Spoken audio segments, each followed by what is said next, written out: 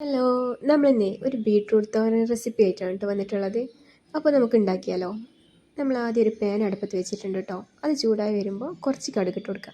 ഞാനൊരു 1/4 ടീസ്പൂൺ കടുകാണ് എടുത്തിട്ടുള്ളത്. അതൊന്ന് പൊട്ടി വരുന്ന സമയത്ത് നമ്മളതിലേക്ക് കുറച്ച് കറിവേപ്പില ഇട്ട് കൊടുക്കണം കേട്ടോ.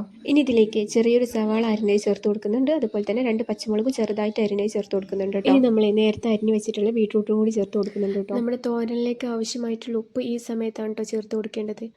പിന്നെ അതിലേക്കൊരു 1/4 ടീസ്പൂൺ മഞ്ഞൾപ്പൊടിയും കൂടി ചേർത്ത് കൊടുക്കുന്നുണ്ട് കേട്ടോ, ഒരു ചെറിയൊരു കളറിന് വേണ്ടിയിട്ട്. ഇനി ഇതൊക്കെ ഒന്ന് മിക്സ് ചെയ്തിട്ടേ നമുക്കൊരു 5 മിനിറ്റ് അടച്ച് വെച്ച് വേവിക്കണം കേട്ടോ.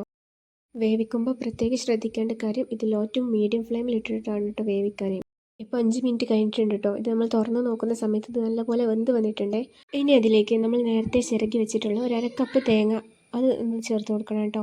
അത് ചേർത്ത് നല്ലപോലെ മിക്സ് ചെയ്തതിന് ശേഷം ഒന്നും കൂടി ഒന്ന് വേവിച്ചെടുക്കാം. ഇപ്പോൾ നമ്മളുടെ ബീട്രൂട്ട് തോരൻ നല്ലപോലെ വെന്ത് വന്നിട്ടുണ്ട്. ഇനി ഇത് നമുക്ക് സെർവ് ചെയ്യാം കേട്ടോ. എല്ലാവരും ഉണ്ടാക്കി നോക്കിയിട്ട് അഭിപ്രായം പറയണേ. വീഡിയോ ഇഷ്ടപ്പെട്ടാൽ സബ്സ്ക്രൈബ് ചെയ്ത് സപ്പോർട്ട് ചെയ്യണം, മറക്കല്ലേ.